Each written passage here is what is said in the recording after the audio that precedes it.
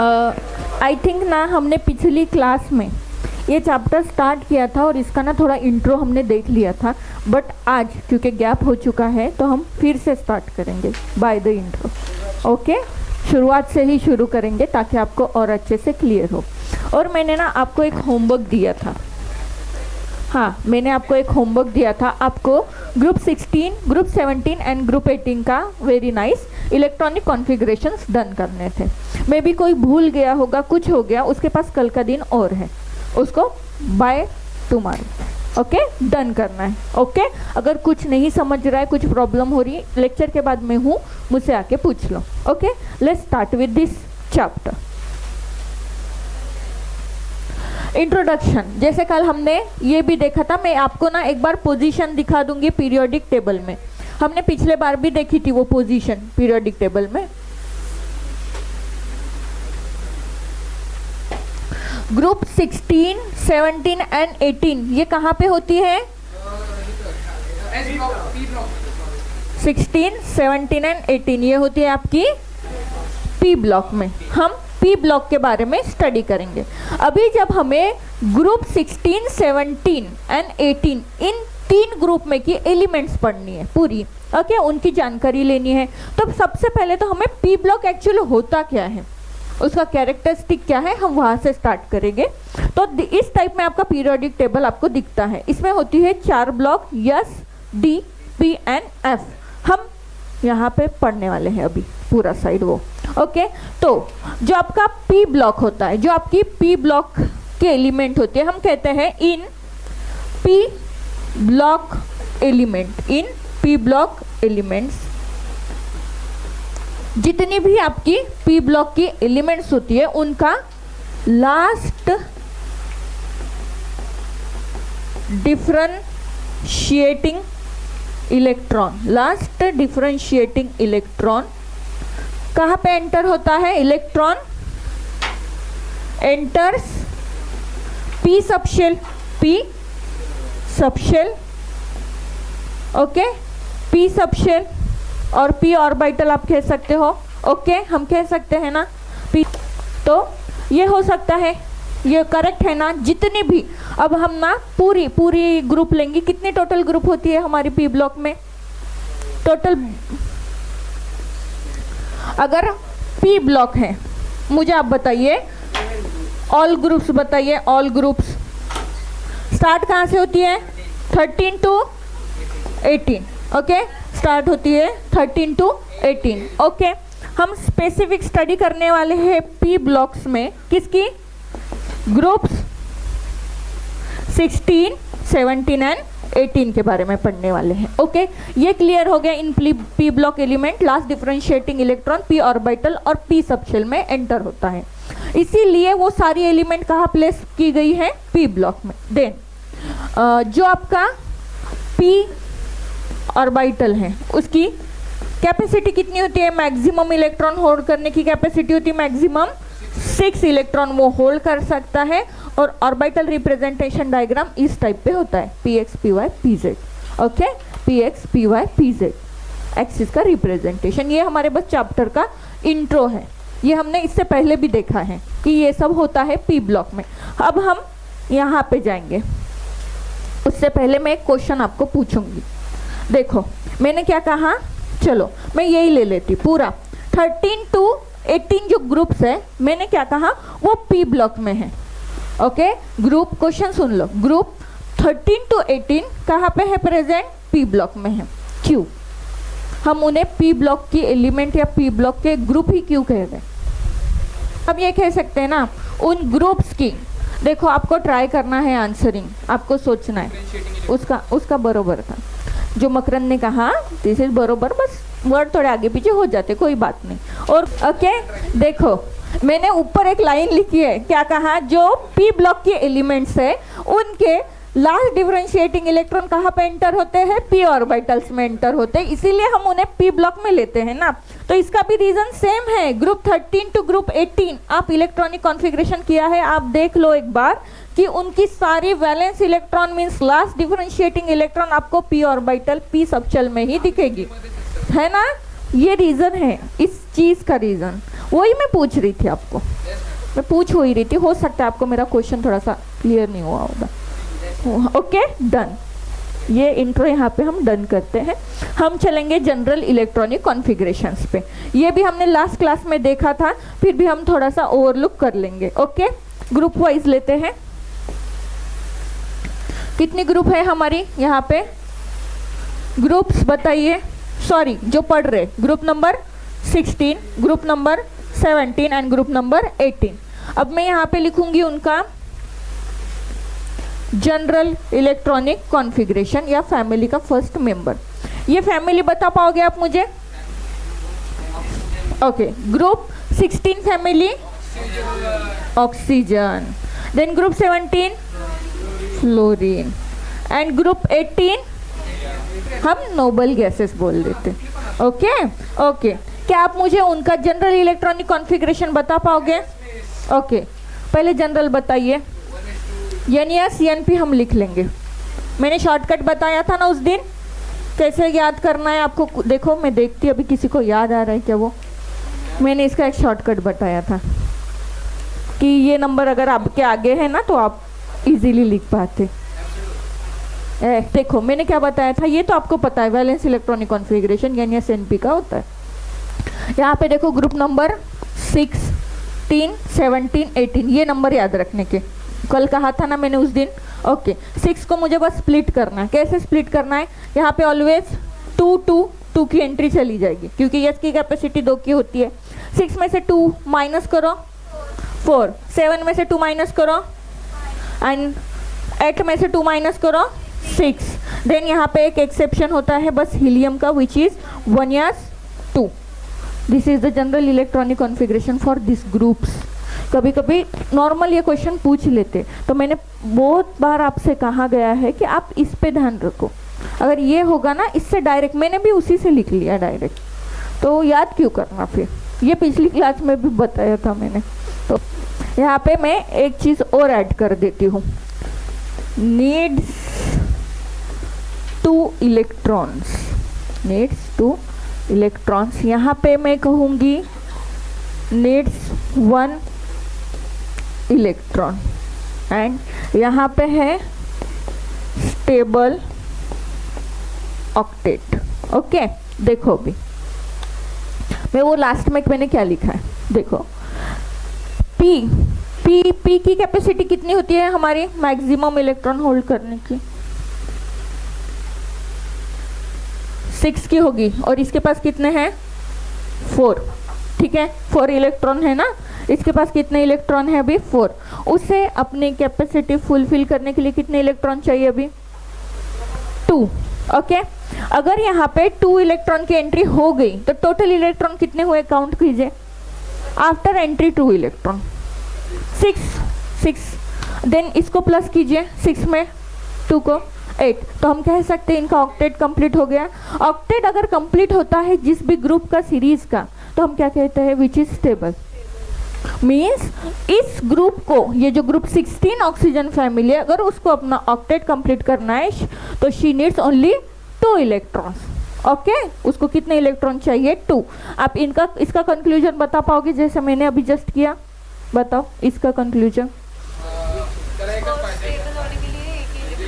Okay, जो family number 17 family fluorine family है, अगर यहाँ पे एक इलेक्ट्रॉन एंटर हो जाता है तो उसका भी ऑक्टेट कंप्लीट होता है। देन हम नोबल गैस के लिए क्या कंक्लूड करेंगे कि वो ऑलरेडी स्टेबल है, उनके पास ऑक्टेट भी है, ड्यूप्लेट भी है। हीलियम का ड्यूप्लेट कंप्लीट होता है, हीलियम का ड्यूप्लेट कंप्लीट होता है और इनका ऑक्टेट कंप्लीट होता है। Clear?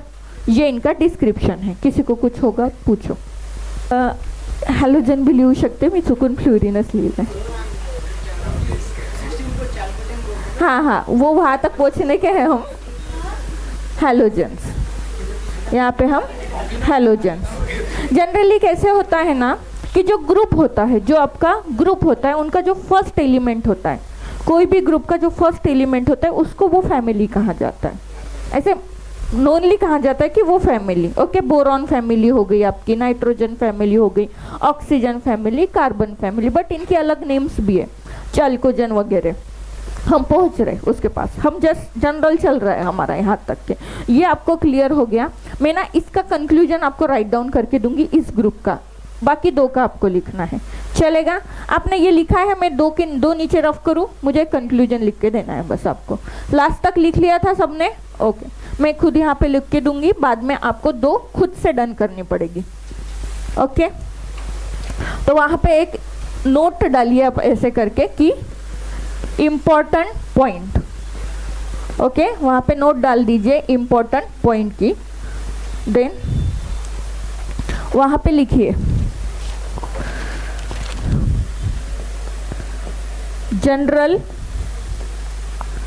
Electronic configuration, general electronic configuration of group 16 is क्या है? NS2 NP4 हैव 2 electrons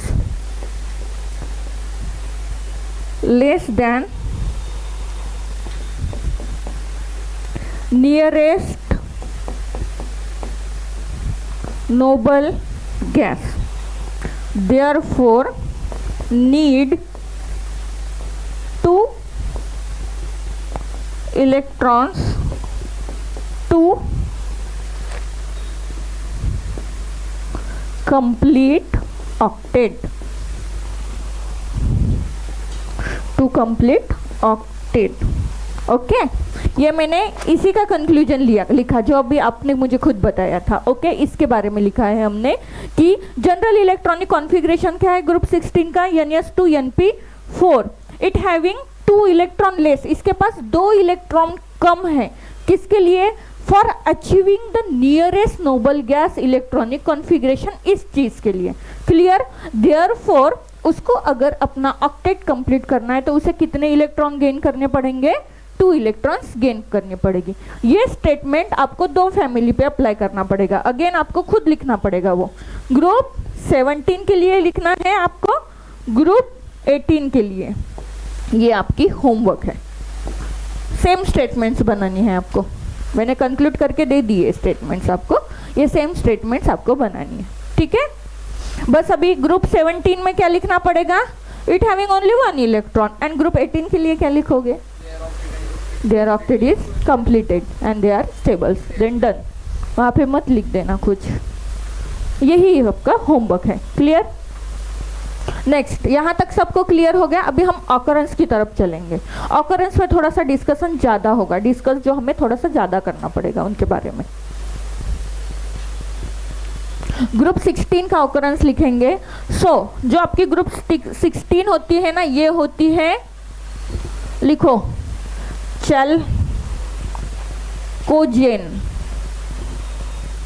चैल्कोजेन्स कहा जाता है। एंड इसका अगेन एक नाम हम ये भी कह सकते हैं, ऑक्सीजन फैमिली, ये भी होता है। ओके, ये दोनों नेम्स यूज की जाती हैं। देन हाँ, चैल्कोजेन्स। देन इन्हें ना यहीं पे मैं एक पॉइंट ऐड कर देती हूँ। इसमें कितनी एलिमेंट्स होती है? कौन बताएगा? मैं पूछ रही हूँ, बताइए। ग्रुप 16 के एलिमेंट्स बताइए। हाँ,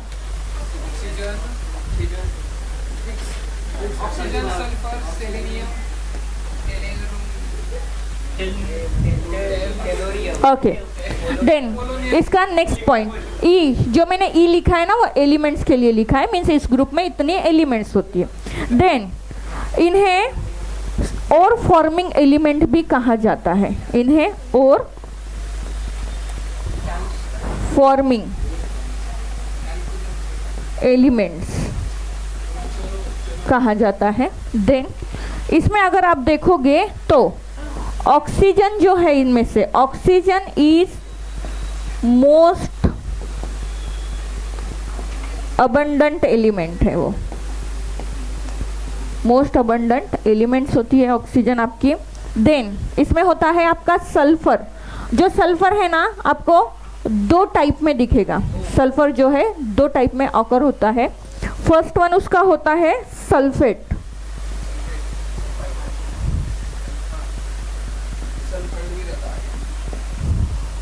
सल्फेट्स होती है first one, and second one होती है सल्फाइड्स। ओके, इसके बाद है ये जो सेलिनियम है, it is occur as a selenites, and tellurium tellurites. Then पता है मुझे। देन इसमें का PO, last one is polonium, is a radioactive element.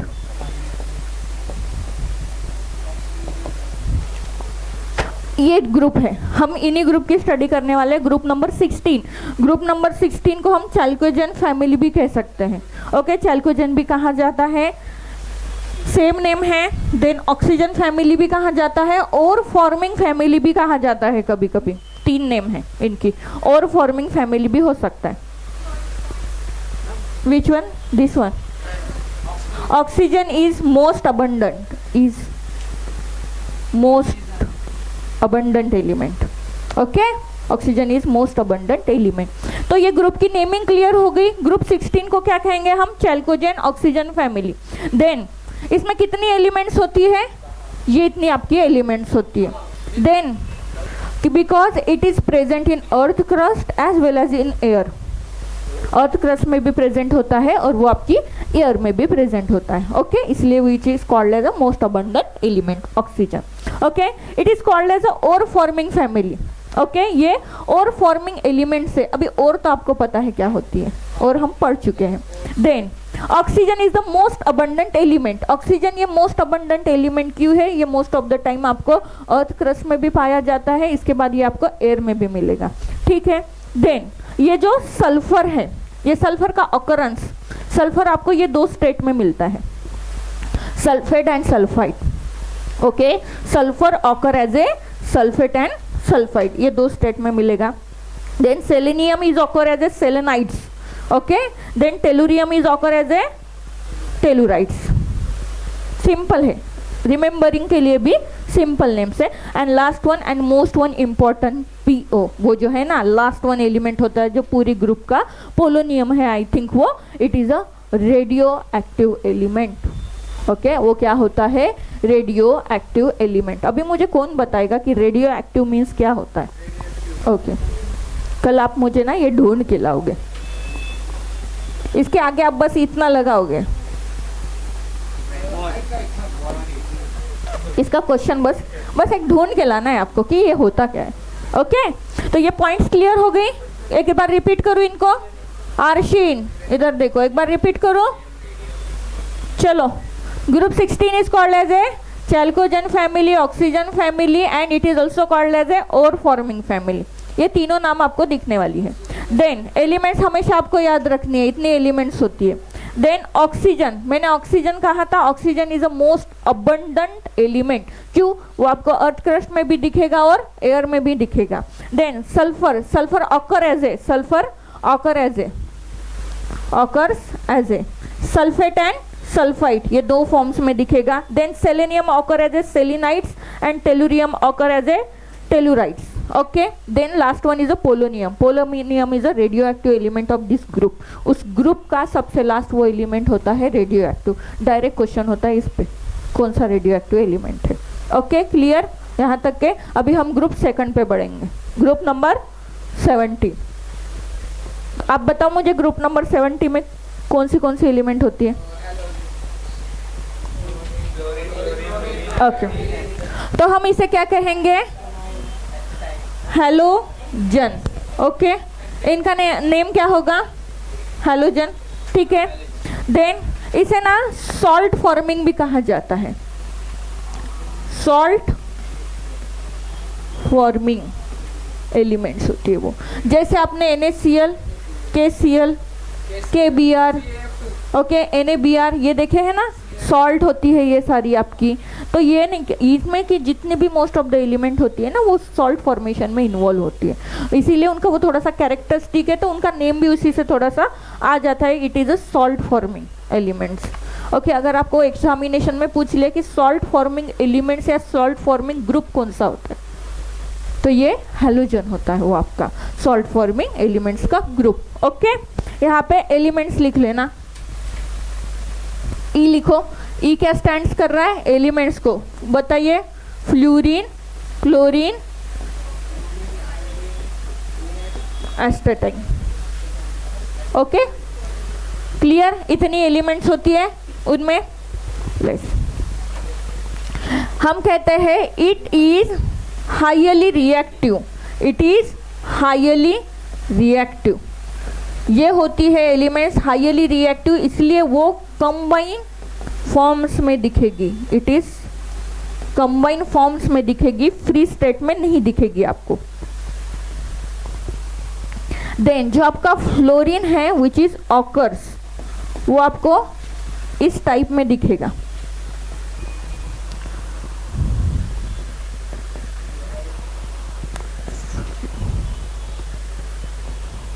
Spar. Then है आपका क्रायोलाइट, देन है पेटाइट।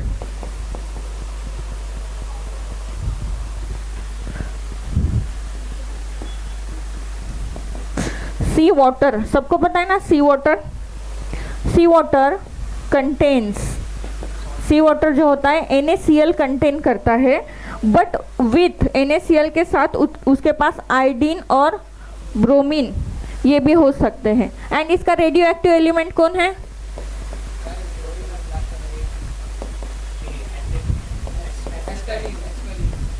ओके, एलिमेंट्स होती है। इसमें अगर आपको थोड़ी सी क्वेश्चनिंग कुछ पूछ ली ना इन ऑकरेंस में से, एक तो आपको ना फैमिली की नेम्स पूछेंगी जो डिफरेंट वाली थी, उसके बाद उनका एक कैरेक्टरिस्टिक, नेम से ही हमें कैरेक्टरिस्टिक समझ रहा था।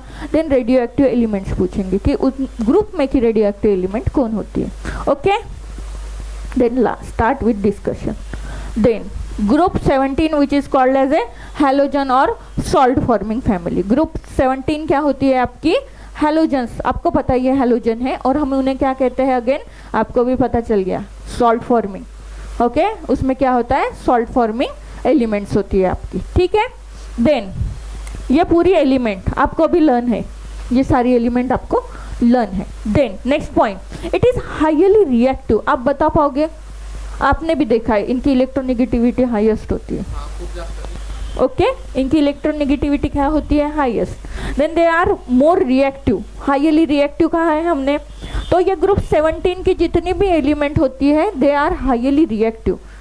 वो electronegativity means ability to attract the electron pair. जो बॉन्डिंग में इलेक्ट्रॉन होती है ना, पेयर में, बॉन्ड में, वो अपने तरफ खींचने की एबिलिटी।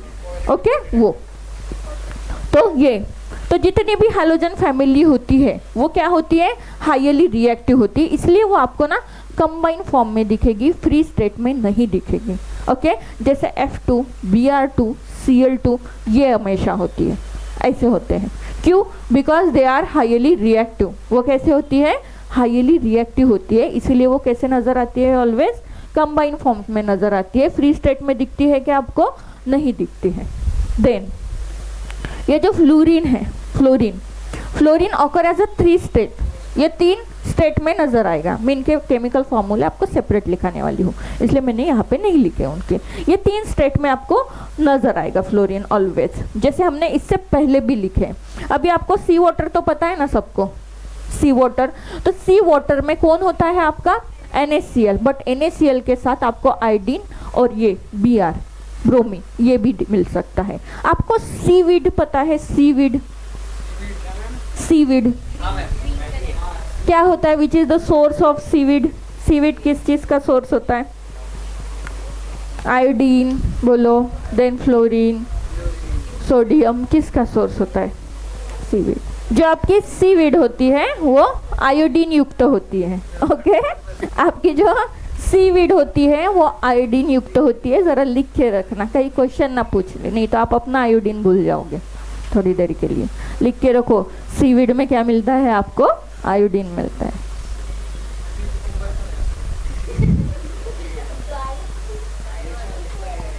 ओके और ये एस्टेटिन, ये क्या होता है, रेडियो एक्टिव। आपको याद रखना है पूरी रेडियो एक्टिव एलिमेंट्स में मैं हमेशा पढ़ाते टाइम अभी आपको क्वेश्चनिंग का फोकस किस पार्ट पे ज़्यादा होता है वो बता रही हूँ, ताकि आपका जो वेटेज है ना पढ़ाई का वो थोड़ा कम हो सके, बाकी की भी होती है इसीलिए, तो आप उसी पे थोड़ा सा ज़्यादा ध्यान रखो। मैंने ये सीवीड का इसलिए बता दिया क्योंकि आपकी बुक में ना उन्होंने मेंशन किया है कि seaweed is the source of iodine. Okay, source of iodine होता है। ओके देन यहाँ तक क्लियर हो गया सबको। अभी हम लास्ट फैमिली की तरफ चलेंगे। बताइए क्या है हमारी last family, group number 18 which is called as a noble gases. Okay then आप बता पाओगे एलिमेंट्स मुझे, बताइए। Helium, neon, argon, krypton, xenon, radon. उसको छोड़ देंगे हम थोड़ा सा, यहाँ तक आर्यन रेडॉन तक के रखेंगे हम। Okay this is the element of this group. Okay simple name होता है नोबल गैसेस। ओके आपको ना most of the in family के बारे में, इस फैमिली के बारे में पता ही होता है कि ये क्या होती है। आप मुझे इनका एक कैरेक्टरिस्टिक बता सकते हो, इस फैमिली का एक कैरेक्टरिस्टिक, क्यों स्टेबल होती है? बिकॉज उनके एलिमेंट्स का ड्यूप्लेट एंड ऑक्टेट कंप्लीट होता है, that's why most of the time they are not involve in chemical reactions. Most of the chemical reactions में वो इन्वॉल्व ही नहीं होती क्योंकि वो स्टेबल होती है, उनको ऑक्टेट कंप्लीट करने की ज़रूरत नहीं होती, होता है हाँ फुलफिल्ड होती है। ओके थोड़ा सा उनको भी बोलने दो। ओके सब मिल के आंसरिंग करो, एक ही जन मत ये करो। चलो तो फर्स्ट पॉइंट हम लिख देंगे यहाँ पे, यहाँ का ना एक पॉइंट है, this family is called as a noble gas family. Clear है? इतनी इसकी एलिमेंट्स होती है। देन यहाँ पे एक पॉइंट लिखो ऑल नोबल गैसेस एक्सेप्ट, जब भी ये एक्सेप्ट आता है तो फोकस इस पे कर लेना है, except radon occur naturally in the atmosphere.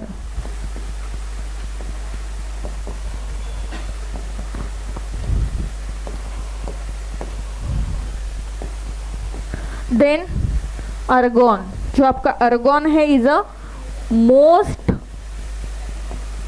abundant gas in air. Then helium is obtained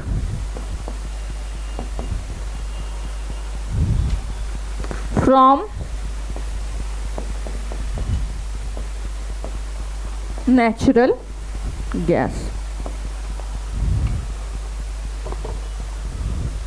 इसमें का लास्ट पॉइंट होगा आपका आर्यन। Radon is a radioactive element.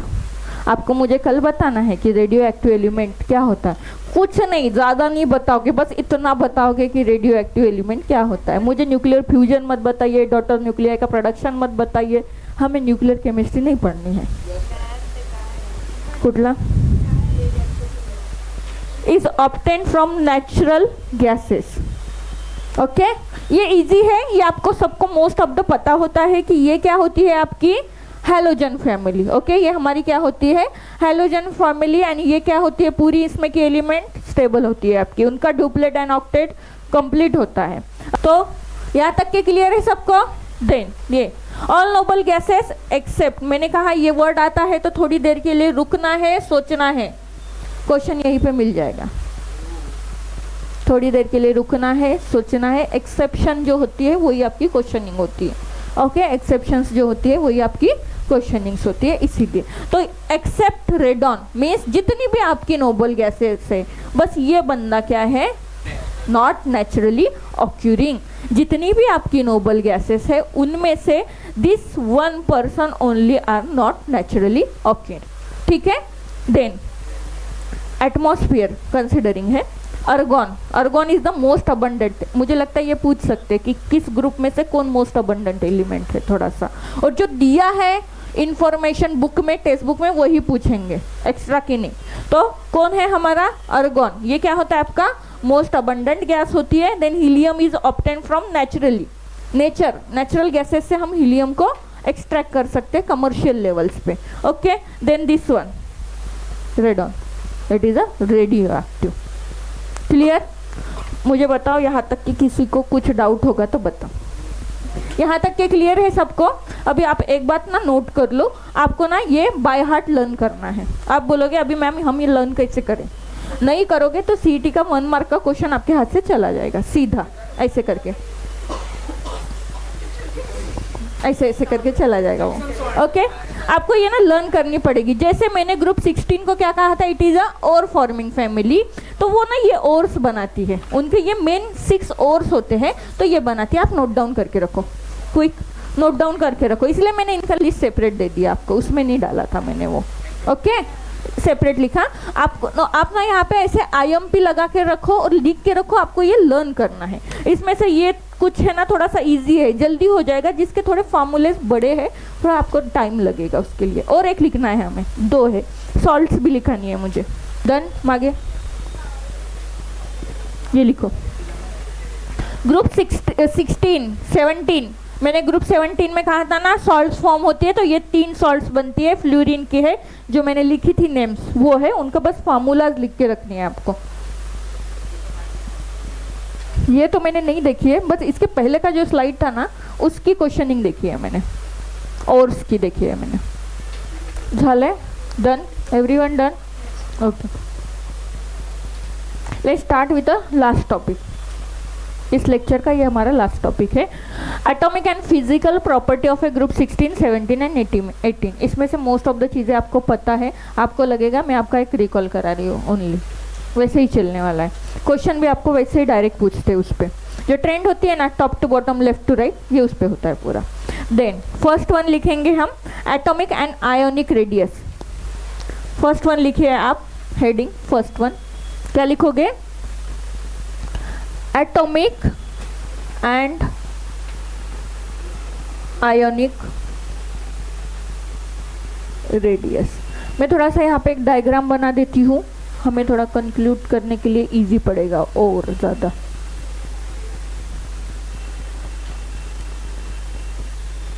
Okay, ये लेफ्ट टू राइट है, ये टॉप टू बॉटम हो चलेगा अपना, ताकि मैं बोलूँ लेफ्ट टू राइट तो आपको पता तो चाहिए मैं कहाँ पे बोल रही हूँ।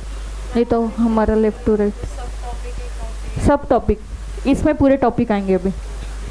ये मेन टॉपिक का हेडिंग है, इसमें पूरे टॉपिक चलेंगे अभी। आप बता पाओगे क्या? मैं 2 पूछूंगी इसमें ट्रेंड। ओके, जैसे फर्स्ट वन, इसी में atomic and ionic radius discuss करेंगे हम किसकी, ग्रुप 16। इसमें भी मैं किसकी डिस्कस करूंगी, ग्रुप 16 17 एंड 18। अभी मुझे ये 3 ग्रुप की करनी है ना, बट मुझे ये पूरा ट्रेंड ही देखना पड़ेगा क्योंकि मैं सेपरेट 3 ग्रुप नहीं देख सकती। ओके, तो हम पूरा ये ट्रेंड देखेंगे। देन अक्रॉस ए पीरियड, मैं यहाँ पे एक लिखती हूँ, अक्रॉस ए पीरियड। आप सोचो अच्छे से और बताओ मुझे अक्रॉस ए पीरियड क्या होगा। ओके, क्योंकि हम यहाँ से लेफ्ट टू राइट ऐसे रन होंगे across the period. Atomic and ionic radius क्या होगी, डिक्रीज, क्योंकि साइज भी क्या होता है एटम्स का, डिक्रीज होता है ना साइज। मैंने पढ़ाते समय आपको ऐसे पढ़ाया है ना, ये एटम्स ऐसे जस्ट अपोजिट। ओके, तो मैं यहाँ पे डिक्रीज लिखूँ तो पहला पॉइंट होगा डिक्रीज होती है वो। ओके, अब भी क्वेश्चन है दूसरा उसी का, रीजन बताइए वाई डिक्रीज होती है। बताइए एटम का साइज कब डिक्रीज होता है, कौन सा चार्ज तब ज़्यादा ऑपरेट होते रहते हैं तब मेरे एटम का साइज डिक्रीज होता है, न्यूक्लियर चार्ज, जो न्यूक्लियस से आउटर मोस्ट शेल पे मोस्ट ऑफ द अट्रैक्ट करना काम होता है उसका, वैलेंस इलेक्ट्रॉन का। अगर वो ग्रेटर अमाउंट में होगा तो आपके एटम की साइज क्या होगी, डिक्रीज होगी। बट उस सेम एटम में अगर शील्डिंग इफेक्ट, जो रिपल्शन होती है ना इलेक्ट्रॉन इलेक्ट्रॉन की आउटर मोस्ट शेल वाली, अगर वो शील्डिंग इफेक्ट ग्रेटर अमाउंट में ऑपरेट होगा तो साइज क्या होगी एटम की, इंक्रीज हो जाएगी। ये मेन कॉन्सेप्ट है हमारा। तो मैंने आपको जब कहा कि जैसे हम यहाँ से रन कर रहे तो साइज भी क्या हो रहा है आपका, डिक्रीज। और साइज डिक्रीज क्यों होता है, क्योंकि इफेक्टिव न्यूक्लियर चार्जेस इंक्रीज होती है, इसलिए साइज डिक्रीज होता है। तो इसी का सेम रीजन होगा, across a period atomic and ionic radius decrease क्यों होगी, because due to increase of, लिखो, due to increase of Z effective, और इसी को क्या कहते हैं, इफेक्टिव न्यूक्लियर चार्जेस। वो जेड इफेक्टिव और वो सेम होता है, उसी को ऐसे लिखते हैं। अभी ग्रुप का कंक्लूजन आप लिखोगे, मैं किसी से भी पूछूंगी, कोई बोलेगा नहीं, अपने नोटबुक में बस लिख के रखना है। लिखो डाउन अ ग्रुप क्या होगा एटॉमिक एंड आयनिक रेडियस में, डाउन अ ग्रुप क्या होगा, लिखो। चलो क्विक, डाउन ए ग्रुप कैसे ट्रेंड चलेगा, डिक्रीज होगी कि इंक्रीज होगी एटॉमिक रेडियस, वो लिखना है आपको। And what's the reason, due to, मुझे ये दो बातें बतानी है।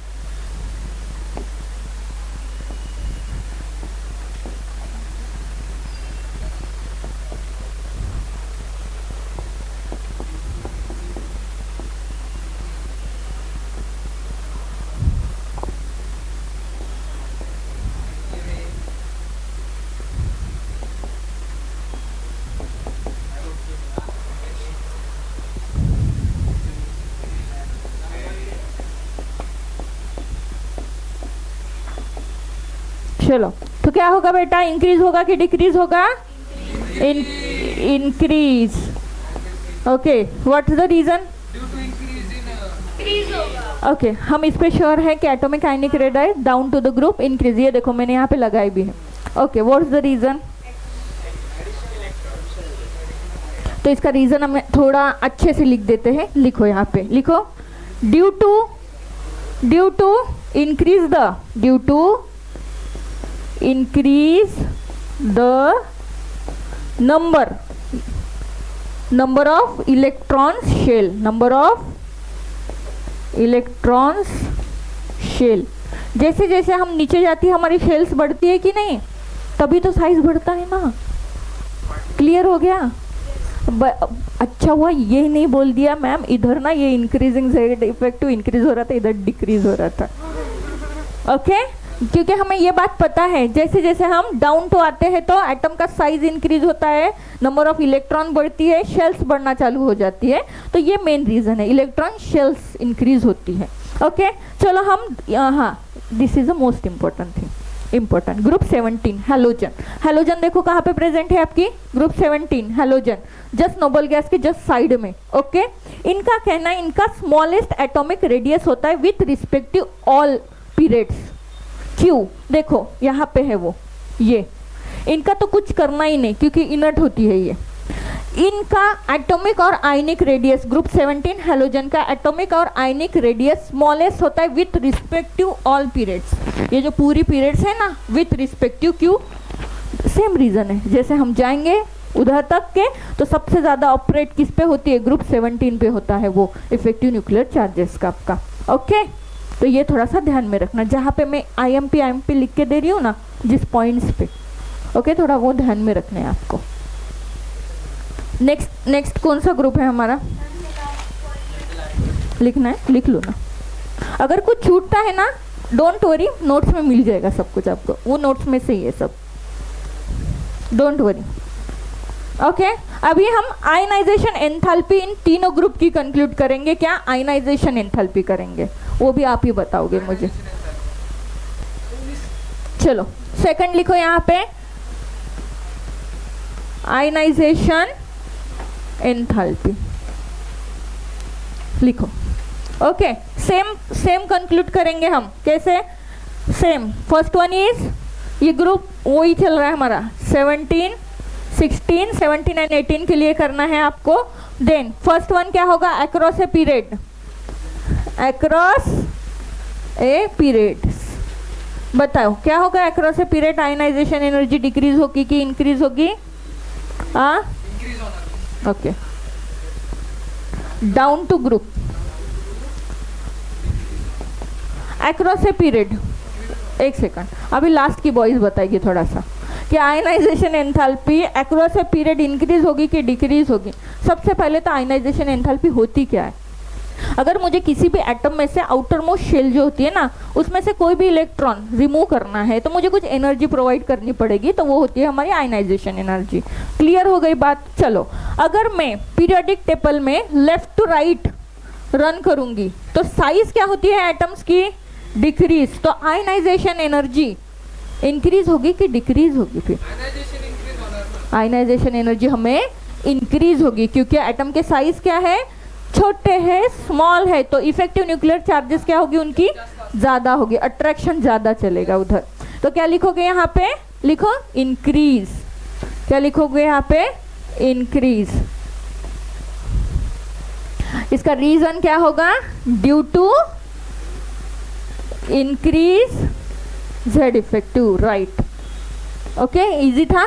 चलो ये कंक्लूड करोगे? डिक्रीज होगी। रीजन बोलिए। वेरी नाइस, रीजन बोलिए। हाँ, हम कह सकते हैं due to increase atomic size.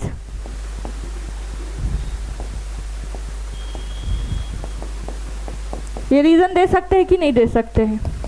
Due to increase in atomic size दे सकते हैं ना, क्योंकि होता ही है ना, down to the group atomic size increase होती है। ऑब्वियसली एटॉमिक साइज इंक्रीज हो गई, शेल्स इंक्रीज होगी। शेल्स इंक्रीज है तो नंबर ऑफ इलेक्ट्रॉन इंक्रीज होगी। जहाँ पे भी नंबर ऑफ इलेक्ट्रॉन ज़्यादा है एटम में, शील्डिंग इफेक्ट बढ़ जाता है, रिपल्शन होना स्टार्ट हो जाता है, इफेक्टिव न्यूक्लियर चार्जेस डिक्रीज होना स्टार्ट हो जाती है। इसीलिए आयनाइजेशन एनर्जी हमें क्या लगती है? कम लगती है, डिक्रीज होती है। रीजन क्लियर हो गया आप सबको? चलो last one, electronegativity. Last one topic electronegativity. Next third one लिखिए, इलेक्ट्रोनेगेटिविटी। इलेक्ट्रोनेगेटिविटी। चलो सेम ग्रुप 16, 17, 18 के लिए लिखना है हमें। ग्रुप 16, 17 एंड 18 के लिए लिखनी है। सेम ट्राई करेंगे। क्या लिखोगे? Across periods and down to group. Down to group. Okay, increase decrease बताना है और व्हाट्स द रीजन। देखो, एक ए एटम है और दूसरा ये आपका बी एटम है। इनमें ये कोवेलेंट बॉन्ड कैसे बना हुआ होगा? By the sharing of electron. समझो इसमें से इसकी इलेक्ट्रोनेगेटिविटी हाई है, जो जैसे चाय से रिप्रेजेंट की जाती है।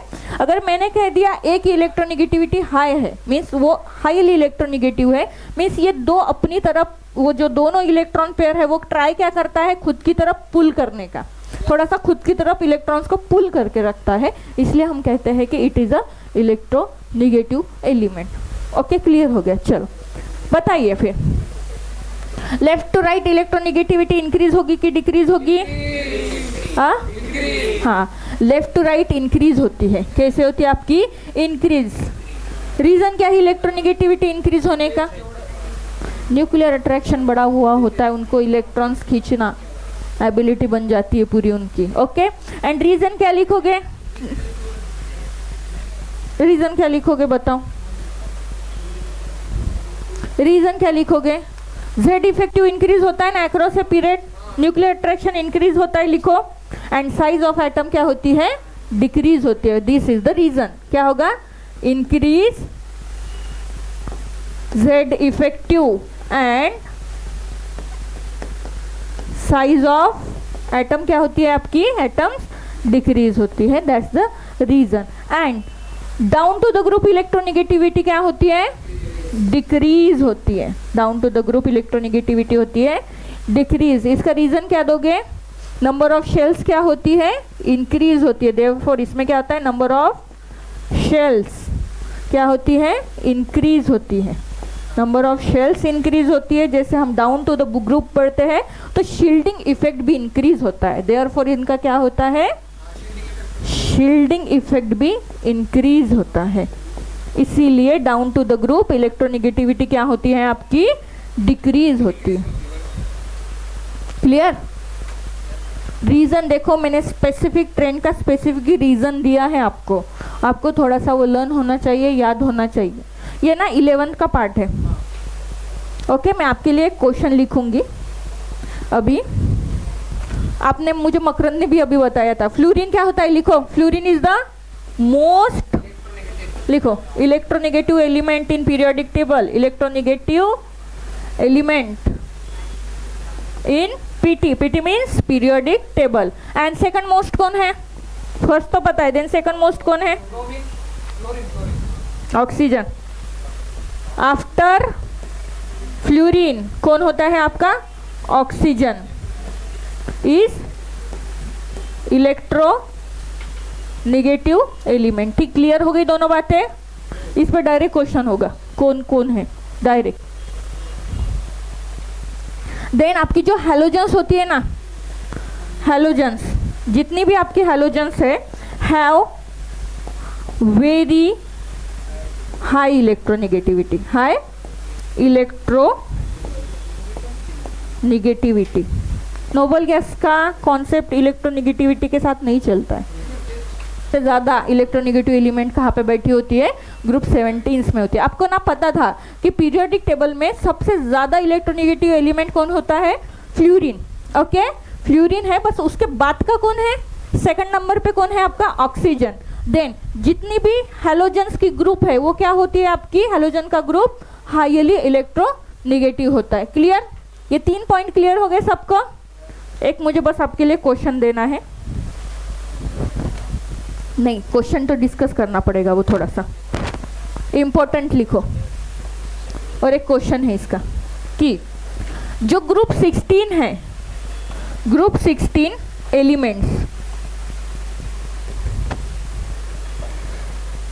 इनकी लोअर आयनाइजेशन एनर्जी होती है देन ग्रुप 15। बताइए क्यों? Then group 15। पहले तो देखो 16 कौन है और 15 है कौन, उसका आपको मुझे बस रीजन बताना है।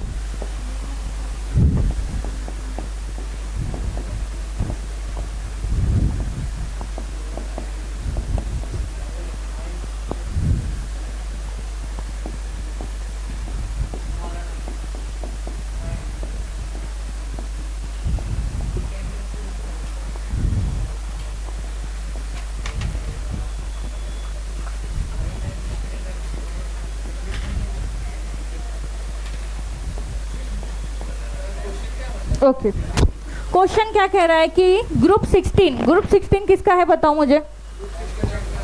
Oxygen family. ओके, जो आपके ग्रुप 16 एलिमेंट है वो show the lower ionization energy, means उनकी lower ionization energy as compare to group 15। अभी देखो यहाँ पे कहाँ पे कौन होता है, पट से आपको क्लियर हो जाएगा।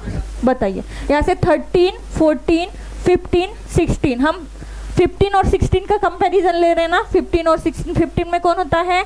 नाइट्रोजन फैमिली होती है, और 16 में ऑक्सीजन फैमिली। और जो ये आपका नाइट्रोजन होता है ना, इनकी p ऑर्बिटल हाफ फील्ड होती है, अगर आप इलेक्ट्रॉनिक कॉन्फ़िगरेशन देखोगे तो। दैट्स वाई अगर हाफ फील्ड ऑर्बिटल है तो आयनाइजेशन एनर्जी ग्रेटर होगी। बट 16 में कैसे कुछ होता है क्या? नहीं होता है, ये रीजन है। Okay, group 15 have stable P3 half filled electronic configuration. लिखो इसका रीजन लिखो। चलो इसका रीजन लिखो, मैं डिक्टेट कर रही हूँ। लिखो रीजन।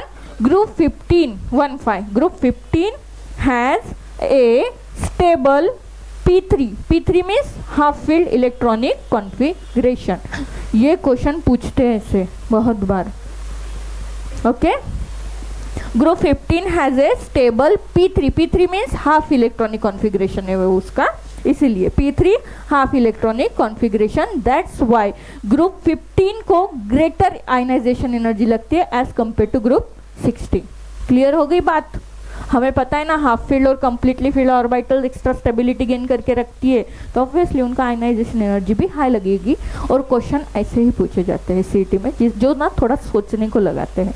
मैंने बहुत बार बोला है, जब भी एलिमेंट्स का क्वेश्चन नहीं आता है, कुछ भी नहीं सोचता ना, इलेक्ट्रॉनिक कॉन्फ़िगरेशन पहले लिखो अपने सामने, देन सोचो। जब भी स्टक हो गए ना इन क्वेश्चंस में, पहले अपने सामने इलेक्ट्रॉनिक कॉन्फ़िगरेशन एक बार लिख लो, देन सोचना स्टार्ट करो, देन आपको कुछ ना कुछ मिल जाएगा आंसरिंग में। देन ये आपका होमवर्क है, इलेक्ट्रॉन गेन एंथैल्पी जैसे मैंने across a period and down to the group explain किया था, वही आपको लिख के लाना है। आपके बुक में है ये बात, मैं कल इसका एक्सप्लेनेशन दे दूंगी, आपको बस छोटी सी नोट्स बना के लानी है उसकी। कुछ नहीं, अक्रॉस ए पीरियड इंक्रीज होगी कि डिक्रीज होगी, down to the group increase होगी कि डिक्रीज होगी। हाँ, इसका क्या लिखना है, across a period and down to the group increase होगी कि डिक्रीज होगी विथ वन रीजन क्यू। जैसे मैंने लिखवाए ना 3, सेम पैटर्न में लिख के लाने हैं आपको। अभी तक जो हमने पढ़ा सब क्लियर हो गया सबको? थोड़ा सा पीरियोडिक टेबल का एक रिफ्रेशमेंट लो, रिकॉलेशन लो थोड़ा, इसलिए वो गड़बड़ हो गई थी आपकी। ठीक है, डेफिनेशन नहीं, डेफिनेशन लिखो, इलेक्ट्रॉन गेन एंथैल्पी होती क्या है, उसके बाद मुझे ट्रेंड चाहिए across a period and down to the group का, ट्रेंड विथ रीजन इंक्रीज। जैसे मैंने लिखे ना, सेम पैटर्न में लिखना है तुमको, वही पैटर्न मैं कल चेक करूंगी। मैंने आई थिंक छोटी छोटी 2-3 बातें आपको सॉल्व करने के लिए बोली है।